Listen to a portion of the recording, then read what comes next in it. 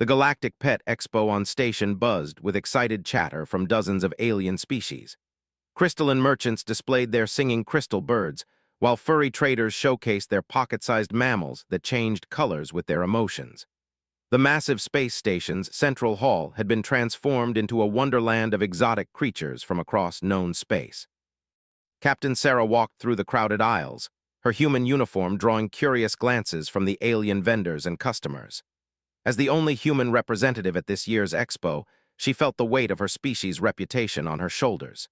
Humans were still relatively new to the galactic community, having joined just 15 years ago, and they were often viewed with a mixture of curiosity and caution. "Captain," called out a melodious voice behind her. She turned to see Ambassador Zephyr approaching, his elongated blue form gracefully weaving between the crowds. The diplomat had been instrumental in humanity's integration into the Galactic Federation. "I'm so pleased you could attend. Have you found anything that interests Earth's pet enthusiasts?" Sarah smiled, adjusting the translation device on her collar. "It's incredible, Ambassador. Earth's pet lovers would go crazy for half the creatures here, though I have to admit, some of them are a bit too exotic for human households." They paused at a booth where a tentacled was demonstrating a creature that looked like a floating jellyfish with bioluminescent patterns. The creature pulsed with soft, hypnotic lights as children from various species gathered around in wonder. "The luminous drifter," Zephyr explained. "They feed on electromagnetic fields and can live for centuries, very popular among the energy-based species." As they continued walking, Sarah noticed a commotion near the back of the hall. A crowd had gathered around a small booth, and excited chittering filled the air. Various species were pointing and making what she assumed were sounds of delight, though the translation device struggled with the emotional context. "What's going on over there?" Sarah asked. Zephyr's large eyes brightened. "Ah, that must be the new discovery from the Andromeda border. I heard rumors about it but haven't seen it myself. Shall we investigate?" They pushed through the crowd, Sarah's human height giving her an advantage as she looked over the shorter alien spectators. What she saw in the booth center made her breath catch. A small, round creature about the size of a house cat sat in a specially designed habitat. Its fur was impossibly soft-looking, shifting between silver and pale blue like moonlight on water. Large, innocent eyes the color of amethyst gazed out at the crowd with what appeared to be curiosity and playfulness. When it moved, it did so with an endearing waddle, its stubby legs carrying its plump body in the most adorable manner Sarah had ever witnessed. "By the seven suns," whispered Zephyr, "I understand the excitement now." The creature noticed their attention and approached the transparent barrier of its enclosure. It pressed its tiny paws against the surface and tilted its head, making a soft chirping sound that caused several alien onlookers to emit squeals of delight. "It's absolutely precious," Sarah breathed. "What is it?" A tall being approached them, his chitinous exoskeleton gleaming under the expo's lights. "Greetings, I am researcher from the Andromeda Survey team. This little one is what we're calling a scientific name pending, of course. We discovered its species on a remote planet during our last expedition." "It's incredible," Sarah said, unable to take her eyes off the creature. "I've never seen anything so endearing." His mandibles clicked in what Sarah had learned was the equivalent of a smile among his species. "The reaction has been unanimous across all species we've encountered. There seems to be something universally appealing about its appearance and behavior. We believe it may have evolved these traits as a survival mechanism." "How so?" Zephyr inquired. "Well," gestured with one of his forearms, "on its home planet, it appears to be relatively defenseless. No claws, no venom, no natural armor, but its appearance triggers what are called a caretaking response in most intelligent species. Other creatures on its planet seem compelled to protect it rather than harm it." Sarah watched as the performed what could only be described as a little dance, spinning in a circle and emitting soft, musical chirps. The crowd's reaction was immediate. Coos, clicks, and various sounds of affection filled the air. "Has anyone attempted to domesticate them?" asked a smooth voice behind them. Sarah turned to see a reptilian saurian trader, his scales reflecting the booth's lighting. "Not yet," replied. "We've only had this specimen for a few months and we're still studying its needs and behaviors. However, initial observations suggest it might adapt well to domestication. It's intelligent, social, and seems to enjoy interaction with other species." "I can see why. the saurian said, his usually stern features softening as he gazed at the creature. Even I find myself wanting to protect the little thing, and my species isn't known for sentimentality. Over the next hour, Sarah found herself returning to the booth repeatedly. Each time, she discovered something new about that increased her fascination. The creature seemed to recognize individual faces, greeting return visitors with excited chirps. It played with simple toys, demonstrated problem-solving abilities, and showed what appeared to be empathy when one young alien child began crying nearby. "You seem quite taken with our friend here," observed when Sarah approached for the fourth time. "I am," she admitted. "As humanity's representative, I'm always looking for opportunities to strengthen our bonds with other species. A creature that appeals to everyone could be a wonderful bridge-building opportunity." "An interesting perspective," Zephyr noted. "Though I wonder about the practical challenges. What are its care requirements?" Accessed his data pad. "Remarkably simple, actually. It's omnivorous but prefers fruits and simple proteins. Temperature range is compatible with most standard life support systems. It requires social interaction for psychological well-being but isn't overly demanding. In many ways, it's an ideal companion creature." As the expo day continued, word spread about the vendors from across the galaxy visited the booth, and several began inquiring about breeding programs and distribution rights. Sarah watched with growing concern as the creature became the center of what was clearly going to become a major commercial venture.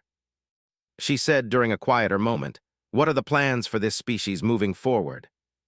The researcher's antennae twitched thoughtfully. "The Galactic Biological Survey Board will need to approve any breeding programs.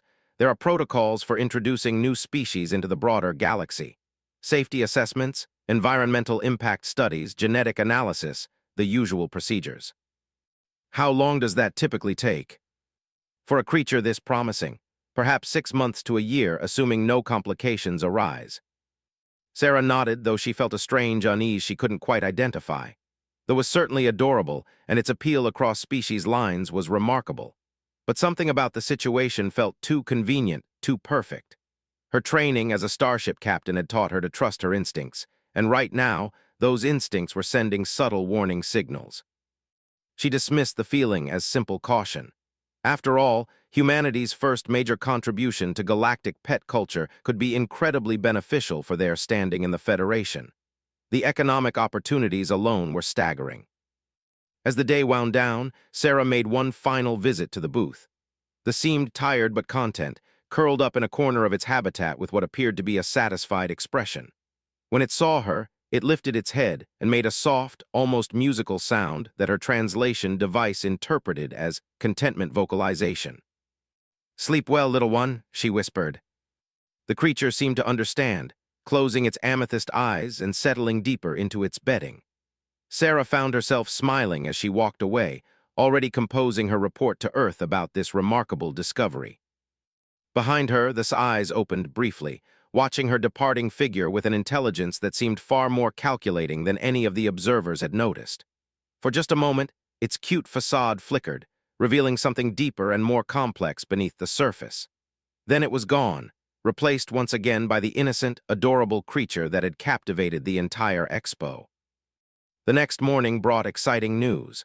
3 major galactic pet distribution companies had submitted preliminary bids for breeding rights, and the Galactic Biological Survey Board had fast-tracked the approval process due to unprecedented interspecies appeal and potential diplomatic benefits.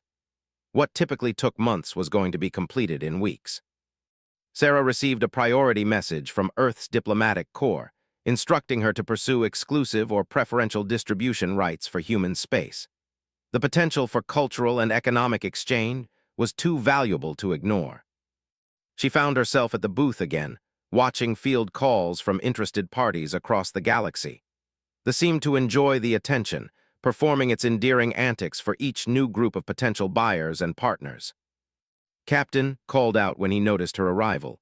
"Perfect timing. I wanted to discuss the possibility of a partnership with Earth's biological research stations." "I'd be very interested in that conversation," Sarah replied, though her earlier unease returned as she watched the creature. There was something in its eyes during unguarded moments that didn't quite match its innocent behavior. As if sensing her scrutiny, The approached the front of its enclosure and pressed its paws against the barrier, tilting its head with such perfect timing and adorable precision that Sarah's concerns immediately melted away. Perhaps she was simply overthinking things. After all, in a galaxy full of wonders and surprises, why shouldn't there be a creature that embodied pure, innocent charm? 3 weeks after the expo had become the most sought-after pets in known galactic space. The first batch of domestically bred specimens sold for astronomical prices, with waiting lists stretching across multiple star systems. Every major news outlet in the Federation carried stories about the miracle pets that had united all species in collective adoration. Sarah stood in the observation deck of the research station orbiting 438b, watching as the latest batch of played in their specially designed habitat below. Earth had secured breeding rights for 3 breeding pairs, and the early results were remarkable. The creatures adapted quickly to various environments and seemed genuinely happy in captivity. "Captain, you might want to see this," called Doctor from her monitoring station. As Earth's lead assigned to the project, she had been documenting every aspect of their behavior and physiology. Sarah approached the bank of monitors showing various enclosures across the station. "What is it, Doctor?" "I've been analyzing the neurological scans we took yesterday. Look at this." Pulled up a 3-dimensional brain scan, this neural structure rotating slowly on the screen. "The brain-to-body ratio is much higher than we initially estimated. These creatures are significantly more intelligent than their behavior suggests." "How intelligent are we talking?" "Possibly on par with some of the Federation's younger member species, certainly more advanced than any Earth pet." Frowned, manipulating the display to highlight specific regions. "What's really interesting is this area here. It's overdeveloped compared to the rest of the brain structure." Sarah studied the highlighted region. "What does that area typically control?" "In most species, including humans, it's associated with deception, tactical thinking, and behavioral manipulation." A chill ran down Sarah's spine as she remembered her earlier unease at the expo. "Are you suggesting these creatures are deliberately acting less intelligent than they are?" "I'm not suggesting anything yet," said carefully. "But the data is curious. I'd like to run more comprehensive tests before drawing any conclusions." Before Sarah could respond, an alarm chimed softly through the station's communication system. "Captain to Communication Bay, priority message incoming." Sarah made her way quickly through the station's corridors, passing windows that showed the peaceful scenes in their enclosures. They truly were adorable, even knowing what she now knew about their brain capacity. Their behavior seemed so innocent, so perfectly designed to elicit protective responses. In the communication bay, the holographic form of Admiral Torres materialized, her expression grim. "Captain, we have a situation developing. Have you been monitoring the news from the Vega system?" "No, Admiral. I've been focused on the research project here. What's happening?" 3 days ago, a wealthy collector purchased one of the first domesticated. Yesterday, he was found dead in his private zoo, along with his entire security detail. Sarah felt her blood run cold. What was the cause of death? That's where it gets interesting. No obvious wounds, no signs of violence. Initial reports suggest some kind of neurotoxin, but they can't identify the source. The only witness was the found sitting calmly in its enclosure, apparently unharmed. That could be a coincidence, Admiral. There are dozens of potentially dangerous creatures in a private zoo. That's what I thought too, until I received reports of similar incidents on Rigel Prime and in the Tau system. All wealthy collectors, all found dead near their newly acquired, all with the same mysterious neurotoxin in their systems. Sarah's mind raced. How many incidents total? 7 confirmed, 3 more under investigation. The pattern is consistent: wealthy individuals who treat their exotic pets as trophies rather than companions. The Federation Medical Council is beginning to panic. Through the communication bay's observation window, Sarah could see one of their playing with a simple puzzle toy, its movements endearing and innocent. "What are your orders, Admiral?" "For now, maintain your current research, but implement full containment protocols. No direct contact without protective equipment. I'm sending a team of specialists to assist Doctor with expanded testing." "Understood, Admiral." The hologram flickered as the transmission ended, leaving Sarah alone with her thoughts. She made her way back to the research lab, where Doctor was still studying the neurological data. "We need to talk," Sarah began, then filled her in on the Admiral's report. Doctor listened with growing alarm. "That changes everything. If these creatures are capable of targeted elimination, we need to completely our safety protocols." "But how would they deliver a neurotoxin? Our scans haven't shown any venom glands or delivery mechanisms." "That's what we need to figure out. Let me pull up the autopsy reports from the incidents." Fingers flew across her console, accessing the Federation's medical database. "Here, the case. Neurotoxin detected in brain tissue, but no injection sites, no oral ingestion markers. It's as if the poison appeared in his system spontaneously." Sarah studied the data. "What about airborne delivery?"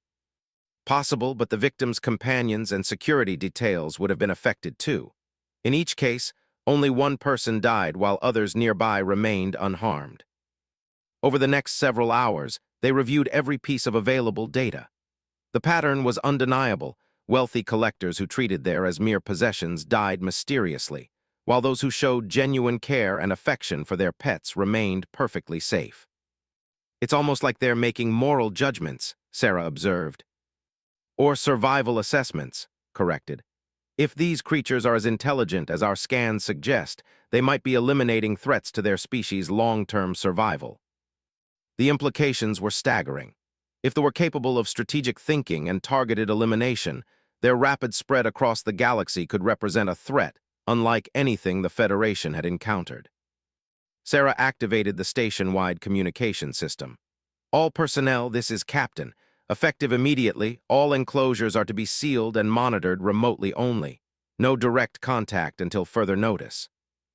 As if sensing the change in protocol, throughout the station began exhibiting different behavior. Gone were the playful antics and endearing chirps. Instead, they sat quietly in their enclosures, watching the security cameras with an intelligence that was impossible to ignore once you knew what to look for. "Captain," said quietly, "look at Monitor 7. Sarah turned to see one of the apparently communicating with another in an adjacent enclosure. They weren't making any audible sounds, but their body language suggested a complex exchange of information. "Are they telepathic?" "I don't think so. More likely they're using subsonic vocalizations or pheromone communication that our equipment isn't designed to detect." Over the following days, as news of the mysterious death spread, the galactic pet market collapsed overnight. Panic spread through the Federation as thousands of already purchased creatures sat in homes and facilities across dozens of worlds. Emergency protocols were established, but the creatures showed no signs of aggression toward owners who treated them well. The distinction was crucial. Every victim had been someone who collected exotic pets as status symbols, often keeping them in isolation for personal display. Meanwhile, families and individuals who had welcomed as genuine companions reported no problems whatsoever. Sarah received a message from Ambassador Zephyr. "Captain, the situation has reached the Federation Council. They're considering a galaxy-wide quarantine order, but they want humanity's assessment first. As the species that first advocated for their distribution, your recommendation carries significant weight." The weight of responsibility was immense. Billions of credits in pet trade commerce hung in the balance, along with the potential diplomatic crisis that would result from humanity being associated with a dangerous species introduction. "I need your honest assessment," Sarah said. "Are these creatures an active threat to the galaxy?" Doctor considered carefully. "Based on the evidence, they appear to be highly intelligent beings with the ability to defend themselves against those they perceive as threats. But the key word is perceive. They're not randomly violent. Their actions suggest a complex moral or survival framework. Could they be reasoned with? If they're as intelligent as I believe, possibly. But it would require treating them as sentient beings rather than pets." Sarah made her decision. "Prepare a communication attempt. If these creatures are intelligent enough to make moral judgments about their treatment, they might be intelligent enough to negotiate." As prepared the communication equipment, Sarah couldn't help but wonder if they were about to make contact with a species that had infiltrated galactic society through the most effective camouflage possible: pure, irresistible cuteness.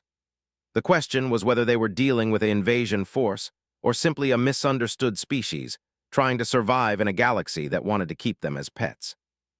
The answer would determine not just the fate of the trade, but potentially the safety of every creature-collecting civilization in known space. The communication chamber had been hastily converted from one of the station's meeting rooms, now equipped with every translation device and communication technology the Federation possessed. Sarah stood before a reinforced transparent barrier, beyond which sat a single in what appeared to be a comfortable environment, soft bedding, toys, and a selection of fruits. Doctor monitored readings from a dozen different instruments, searching for any form of communication signal the creature might emit. Ambassador Zephyr observed via hologram from station, while representatives from several other species watched through secure feeds. Beginning attempt number 7, Sarah announced for the record. She had tried everything from simple spoken words to mathematical sequences, from musical tones to visual patterns. They had watched each attempt with apparent interest but had not responded in any detectable way. Perhaps we're overthinking this, suggested Doctor. If they've been successful at appearing as simple pets, they might respond to more basic approaches. Sarah nodded and sat cross-legged on the floor, bringing herself to the creature's eye level. The tilted its head with that familiar, endearing gesture, but Sarah could now see the intelligence calculating behind those amethyst eyes. "I know you can understand me," she said simply, her voice calm and unthreatening. "The question is whether you're willing to talk." For a long moment, nothing happened. Then, so quietly that the translation systems almost missed it, the spoke in perfect Federation standard. We wondered how long it would take. The room fell silent except for the hum of recording equipment. Sarah felt her heart racing but maintained her composure. "How long have you been able to speak our languages?" "Since the first day of observation. Language acquisition is simple for us. We absorb patterns, understand contexts, adapt accordingly." The voice was melodious, almost hypnotic, though it emerged from such a small and adorable source. "Why did you pretend to be simple animals?" The creature's expression shifted subtly, revealing a depth of emotion that had been carefully hidden. "Because in a galaxy where intelligence is often met with conquest or exploitation, sometimes survival requires alternative strategies." Doctor leaned forward. "Are you from the planet where you were discovered?" A sound that might have been laughter emerged from the creature. "No, that was simply another stop in our journey. We are travelers, you might say, refugees." "Refugees from what?" Sarah asked gently. This demeanor darkened, though its physical cuteness remained unchanged. "Our was consumed by a species that collected sentient beings as entertainment. They found our natural appearance appealing and captured thousands of our people for their amusement. Those who resisted were eliminated.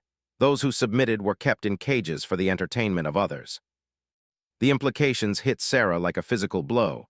The wealthy collectors who died. Yes, we recognized the pattern. The same casual cruelty, the same treatment of thinking beings as mere possessions for display. We responded appropriately. Ambassador Zephyr's holographic form leaned forward. "You're saying you're a spacefaring species that has been pretending to be pets." "We are the last remnant of our people. Our ships were destroyed, our technology lost. We had only our appearance and our intelligence. When we discovered that our physical form triggered protective instincts in most species, we realized we had found a way to hide in plain sight." Doctor checked her instruments. "The neurotoxin, how do you produce it?" "We are partially energy-based beings. What you call neurotoxin is simply a focused disruption of neural activity.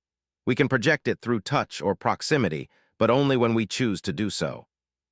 Sarah felt a chill. "How many of you are there?" "In this galaxy? Perhaps 300 survivors, scattered across dozens of worlds. We communicate through quantum-entangled neural networks, sharing information and coordinating our survival." The revelation was staggering. An entire species of refugees had infiltrated galactic civilization by exploiting the universal appeal of their appearance. They had turned their greatest vulnerability, their adorable looks that had attracted their captors, into their greatest strength. "What do you want from us?" Sarah asked. The creature was quiet for a long moment. "Initially, we simply wanted to survive, to find safe places to exist without being hunted or caged. But as we observed your species and others, we began to hope for something more." "Which is?" "Understanding, partnership, perhaps. Your species, humans, have shown remarkable consistency in treating us as companions rather than possessions. Even when you acquired us for study, you provided comfort and care. This is unusual in our experience. Sarah exchanged glances with Doctor. You've been testing us. Testing all species that encountered us. Most failed. They saw us as exotic decorations for their homes, status symbols to display to others.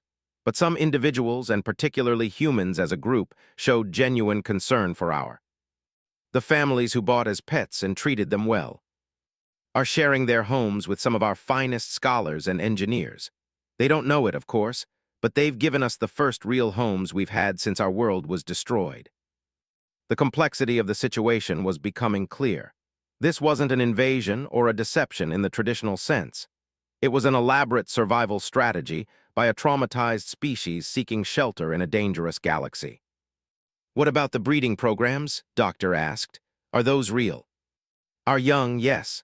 We reproduce slowly, but each new generation represents hope for our species' survival.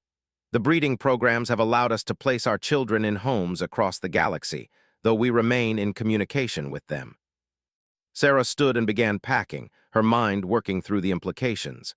So every home is actually a sentient being capable of complex thought and communication. Correct. And you've been gathering intelligence about galactic civilization this entire time. Observing, yes. Learning about different species, their cultures, their technologies. We've discovered a great deal about the current state of the galaxy. Ambassador Zephyr's expression was troubled. This revelation will cause panic across the Federation. Millions of beings believe they own pets, but actually have sentient refugees living in their homes. This response was immediate and firm. We have no desire to disrupt the lives of those who have shown us kindness. Many of our people have grown genuinely fond of their human families. We simply want the right to exist without fear. But you can't continue this deception indefinitely, Sarah pointed out. Eventually, more people will discover the truth. Which is why we chose to reveal ourselves to you. Humans have shown the most promise for accepting us as we truly are. We hoped you might serve as intermediaries with the broader galactic community. The weight of responsibility settled on Sarah's shoulders once again.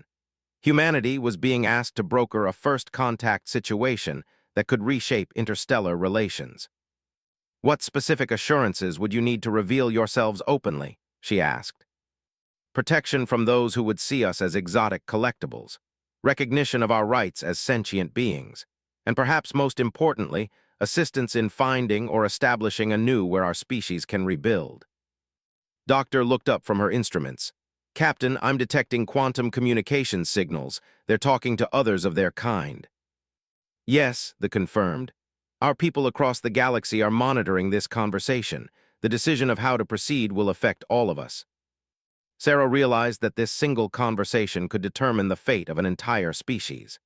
The cute, innocent creatures that had charmed the galaxy were actually refugees seeking shelter among the stars, using the one resource they had left, their irresistible appearance, to survive in a hostile universe. I need to contact Earth and the Federation Council, Sarah said. This is beyond my authority to decide alone. We understand. But Captain, please remember that our people and homes across the galaxy remain vulnerable. If this information is mishandled, it could lead to fear, violence, or the very persecution we've been fleeing from. As Sarah prepared to make the most important communication of her career, she looked at the small, adorable creature that had just revealed itself as a member of a spacefaring civilization. The galaxy was about to become a much more complex place. One last question, she said. Your name, what should we call you? For the first time, the creature's expression showed something resembling joy. I am called Whisper of Stars Between Worlds, but given our current circumstances, perhaps something simpler would be more appropriate. How about Ambassador Whisper? That will do nicely, Captain. That will do nicely indeed. The emergency session of the Galactic Federation Council convened within 12 hours of Sarah's report, a speed that reflected the unprecedented nature of the situation. Representatives from 47 member species gathered in the council chamber on station, their various forms of communication creating a cacophony of clicks, whistles, harmonics, and translated speech. Sarah stood at the central podium, with Ambassador Whisper in a specially designed carrier that allowed the small being to be seen and heard by all present. The irony wasn't lost on her. A creature that looked like the galaxy's most adorable pet was about to address the most powerful political body in known space. "Honorable representatives," Sarah began, "I present to you Ambassador Whisper of Stars Between Worlds, speaking representative of a species that has been hiding among us for the past several months." The chamber erupted in a mixture of alarm calls, concerned chatter, and demands for clarification. Council Speaker, a massive crystalline being whose voice resonated through harmonic frequencies, called for order. "The human representative will explain the situation completely before we proceed with questions." Sarah took a deep breath and began her presentation. She explained the discovery of the true nature, their status as refugees, and the complex survival strategy they had employed. As she spoke, she watched the reactions around the chamber: shock, fear, fascination, and in some cases, what appeared to be understanding. "In summary," Sarah concluded, "we are dealing with a species that has suffered genocide and has been seeking refuge through the only means available to them. They have harmed only those individuals who treated them as mere possessions, while showing remarkable restraint and even affection toward those who offered genuine care." Council Speaker's crystalline form shifted through several colors before settling on a deep blue that indicated serious contemplation. "We will now hear from the representative of this species. Please proceed, Ambassador Whisper." The small creature moved to the front of its carrier, somehow managing to maintain its adorable appearance while simultaneously projecting an aura of dignity and intelligence that commanded the chamber's attention. "Honored Council," Whisper began, its melodious voice carrying clearly through the translation systems, "we come before you not as invaders or deceivers, but as survivors seeking understanding. Our people have experienced the ultimate horror, the complete destruction of our civilization by those who saw us as curiosities to be collected and displayed." The chamber fell silent as Whisper continued. "We did not choose deception out of malice, but out of necessity. In a galaxy where the strong often prey upon the weak, we used the only advantage we possessed, an appearance that triggers protective instincts across species lines." Representative, a reptilian being known for his militaristic views, spoke first. "How do we know this isn't an elaborate invasion strategy? Your people have infiltrated our homes, learned our secrets, positioned themselves throughout our territories." "Because," Whisper replied calmly, "if we intended conquest, we would have acted by now. We possess technology you have not yet imagined, the ability to disrupt neural function remotely, quantum communication networks that span galaxies, and knowledge accumulated over of space travel. If we were invaders, this conversation would not be taking place." Representative of the Pacifist Coalition raised a tentacle. "What evidence can you provide of your people's tragic history?" Whisper's form seemed to dim slightly. "We can share memory fragments through neural interface if any representatives are willing. The images are disturbing. Ours was called a place of great beauty where our people lived in harmony with energy-based life forms. When the Devourers found us, they saw only exotic pets for their collections. Those who submitted were caged. Those who resisted were eliminated for sport." Doctor, attending as a scientific observer, stepped forward. "We've their quantum communication capabilities and confirmed the existence of neural disruption technology. Their claims about advanced knowledge have been substantiated through our research." "The question before us," interjected Representative Mollusk Voice 7 from the Aquatic Coalition, "is not what they are, but how we proceed. What are you asking from the Federation?" Whisper's expression grew hopeful. "Three simple things: recognition of our right to exist as sentient beings, protection from those who would exploit us, and assistance in establishing anew where our species can openly rebuild." "And in return," asked Representative suspiciously. "We offer our knowledge, our friendship, and our commitment to the principles of the Federation Charter. We have spent months observing your civilization, and we believe in the ideals you strive to uphold." The debate that followed lasted for hours. Some representatives expressed fear about the deception, others admiration for the refugees' ingenuity. Economic concerns were raised about the disruption to the pet trade, while ethical questions arose about the rights of beings who had been unknowingly keeping sentient creatures as pets. Representative Thalia of the Commonwealth raised a crucial point. "What about the families who have unknowingly shared their homes with your people? How do we handle that revelation?" "Carefully," Whisper replied. Many of our people have grown genuinely attached to their human and alien families. The young human child who reads bedtime stories to one of our scholars, the elderly who shares his garden with one of our poets. These relationships have meaning for both sides. We would prefer to reveal ourselves gradually to those who have shown us kindness. Sarah felt compelled to add her perspective. In my months of observation, I've seen nothing but positive interactions between humans and the refugees living among us. The children especially have benefited from companions who are actually capable of intellectual and emotional engagement far beyond what we realized. Council speaker resonated with a frequency that indicated a call for preliminary voting. We will address the three requests individually. First, do we recognize these beings as sentient and grant them the protections accorded to all Federation citizens? The vote was closer than Sarah had hoped, but ultimately favorable. 31 species voted in favor, 12 against, with 4 abstentions. Second, do we agree to provide protection against exploitation and illegal capture? This passed more easily, 38 in favor, 6 against, 3 abstentions. Finally, do we agree to assist in establishing a protected for these refugees? The debate on this point was intense. Resource allocation, territorial disputes, and security concerns dominated the discussion. In the end, it passed by the narrowest margin possible, 24 in favor, 21 against, 2 abstentions. As the session concluded, Sarah felt a mixture of relief and apprehension. The formal recognition was a victory, but implementing these decisions would be infinitely more complex. Ambassador Whisper approached her after the session. "Captain, your species has once again proven itself remarkable. We are grateful for your advocacy." "What happens now?" Sarah asked. "Now we begin the slow process of revelation. Our people across the galaxy will begin revealing themselves to those families and individuals who have shown us genuine care. We'll offer them the choice of continuing the relationship openly or helping us transition to our new status. We have identified several suitable candidates. With Federation support, we hope to establish not just a home, but a place where other refugee species might find sanctuary. Perhaps our experience in hiding among other civilizations gives us unique insights into helping others who face similar circumstances. Over the following days, reports began flooding in from across the galaxy. The revelation was handled differently by each family and individual, but the pattern was remarkably consistent. Those who had treated their pets with genuine affection welcomed the truth, while those who had kept them as status symbols demanded compensation for their losses. The most heartwarming reports came from human families. Young children, in particular, seemed delighted to discover their pets could talk back, leading to conversations that educators were already studying as examples of interspecies communication.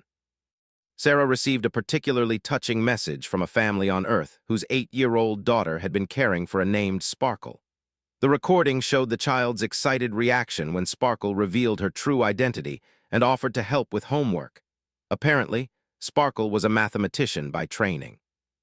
"Captain," Doctor said during their final briefing on the research station, "I've been analyzing the broader implications of this situation. If a species this advanced could hide among us for months, what else might we not be seeing?" Sarah considered the question. Maybe that's not the right way to think about it. Maybe the question is, how many other species are out there struggling to survive that we could help if we just knew how to look? As the research program formally concluded and transformed into the Refugee Integration Initiative, Sarah realized that humanity had stumbled into something far more significant than discovering a cute alien pet. They had become advocates for the displaced and guardians for those who needed protection. The galaxy, it seemed, was full of survivors, and sometimes the smallest and most innocent-looking among them carried the greatest secrets and the most important stories. The last entry in Sarah's mission log read simply, "First contact accomplished. Refugee species successfully integrated. Recommend expansion of Federation asylum protocols. Note, never judge a species by its appearance. The ones might surprise you most." 6 months after the Federation Council's historic decision, Sarah stood on the observation deck of the newly established Haven Station, orbiting the planet that would become new. Below, the first permanent settlement was taking shape as refugees from across the galaxy worked alongside Federation construction teams to build something unprecedented, a sanctuary world for displaced species. The irony wasn't lost on her that the planet looked remarkably similar to the original, with crystalline formations that caught and reflected starlight in mesmerizing patterns. The refugees had chosen it not for nostalgia, but because the energy-rich crystal structures would support both their own needs and those of other energy-based life forms seeking asylum. Captain, Ambassador Whisper approached, no longer confined to a carrier but moving freely through the station.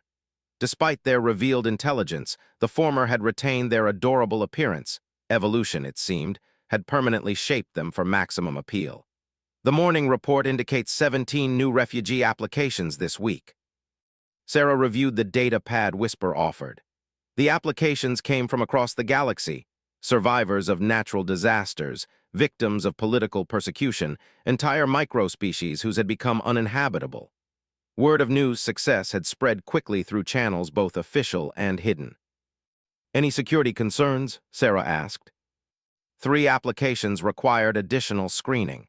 2 were cleared legitimate refugees whose documentation was simply incomplete. The 3rd was rejected. Corporate spy.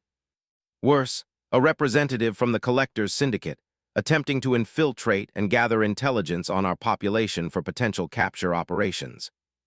Sarah frowned. Despite the Federation's protection, black market demand for intelligent exotic pets remained strong. Several syndicates had emerged specifically to traffic in sentient beings, using the legal pet trade as cover for their operations. "How did you identify them?" Whisper's expression grew serious. "Our people have developed an instinctive ability to recognize those who see us as objects rather than individuals. The neural patterns are distinctive. We can sense predatory intent with remarkable accuracy." Doctor joined them, carrying an armload of research tablets. As NOOS's chief scientific advisor, she had been documenting the remarkable discoveries emerging from interspecies collaboration.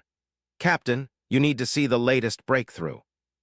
She activated a holographic display showing complex molecular structures.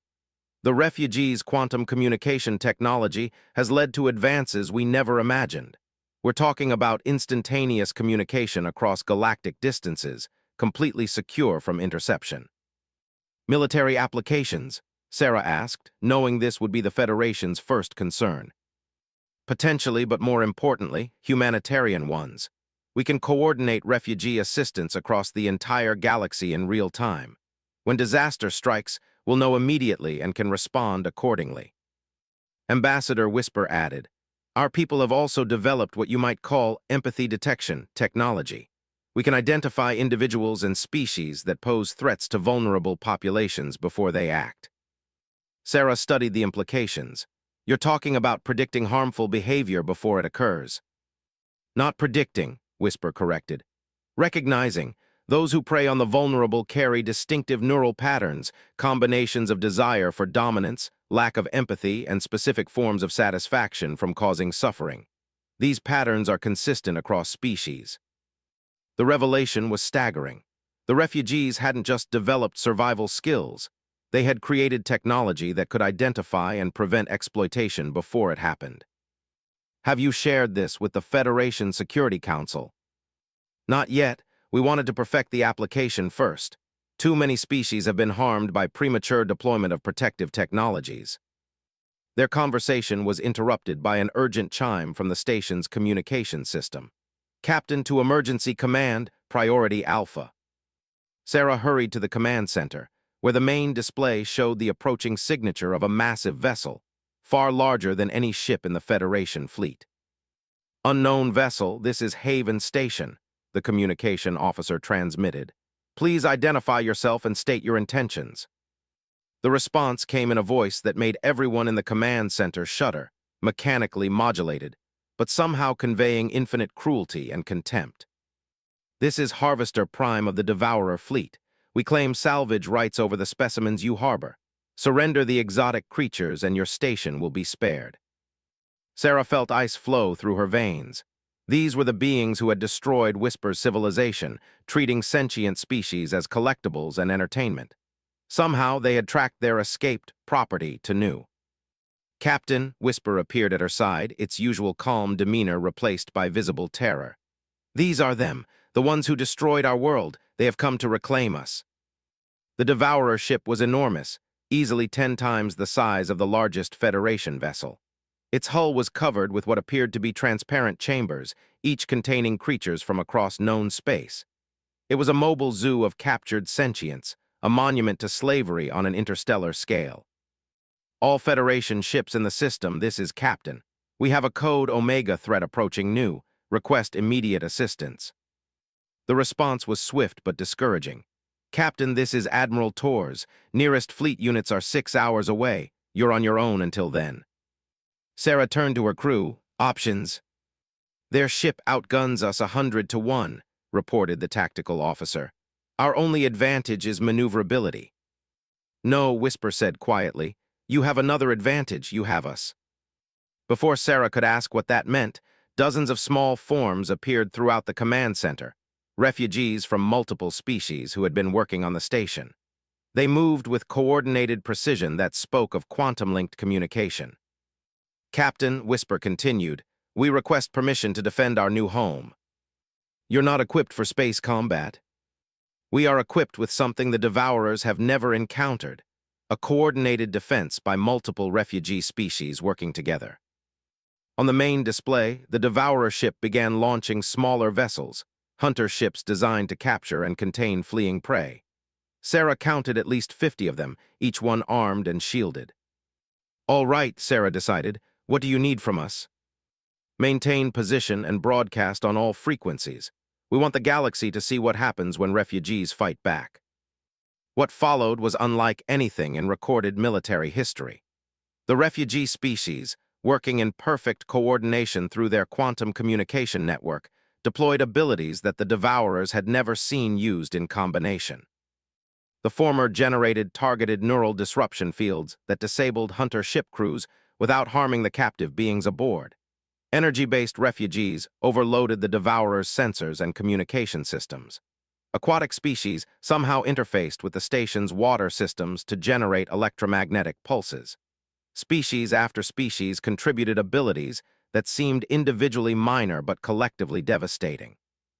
By the 7 stars, breathed the tactical officer, they're systematically disabling the entire attack fleet. On the communication channels, panic was evident in the Devourer transmissions. They had never encountered organized resistance from their specimens. Their entire military doctrine was based on overwhelming force against defenseless prey. Ambassador Whisper approached the communication console. Broadcast this to the Devourer ship. Sarah nodded, opening the channel. This is Ambassador Whisper of Stars Between Worlds, speaking for all refugee species under Federation protection, the small being said, its voice carrying a dignity that somehow transcended its adorable appearance. You enslaved our people and treated us as entertainment. Today, you discover the price of that cruelty.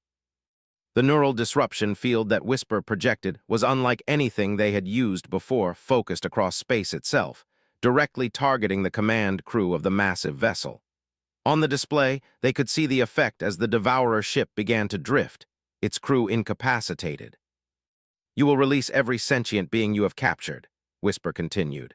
You will submit to Federation custody for crimes against sapient life, and you will learn what we learned, that sometimes the small and seemingly helpless are the most dangerous enemies of all. The battle was over in less than an hour. Every hunter ship disabled, the mother ship helpless, and most importantly, over 3,000 captured beings freed from their mobile prison.